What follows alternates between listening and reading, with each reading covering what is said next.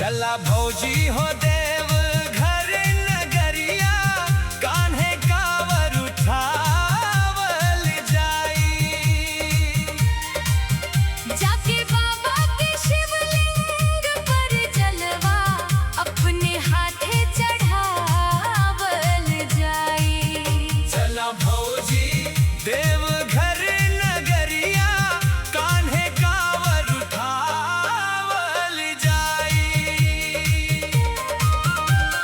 गेरुआ वस्त्र पहिर के भौजी लगाईब बोलबम नारा हो।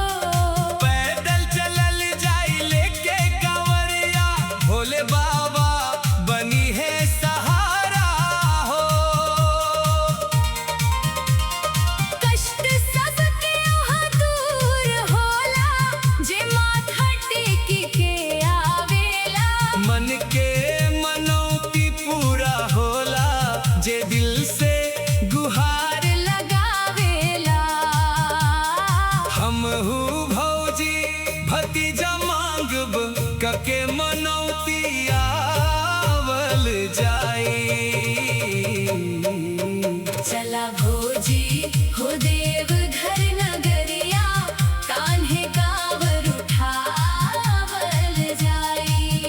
जाके बाबा के शिवलिंग पर जलवा अपने हाथे चढ़ावल जाई।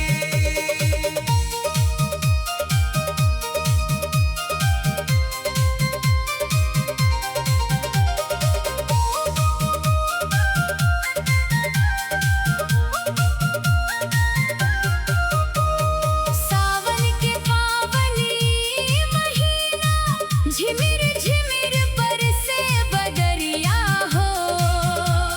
शिवदानी के चरण में दर्शन पाइब बाबा नगरिया हो। तोहरो आस पुराई भौजी, खुश खबरी घर आई भौजी। दे दी है वरदान बाबा, ता जिंदगी धन्य हो जाई भौजी। कर दी है साकार सपनावा, अगला साल फिर आवल जाई। चला भौजी हो देव घर नगरिया, कान्हे कांवर उठावल जाई। जाके बाबा के शिवलिंग पर जलवा अपने हाथे चढ़ावल जाई।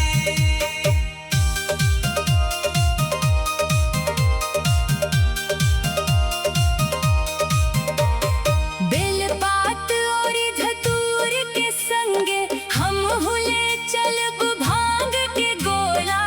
बाबा के दरबार में खाके हर हर महादेव गावेला टोला।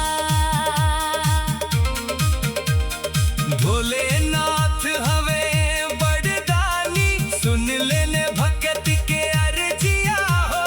शोर जोर से बाजे ओ हवा, अमर विदेशी के लिखल गीतिया हो। अमर विदेशी के शिव भजनिया, घर हिला के बजावल जाई।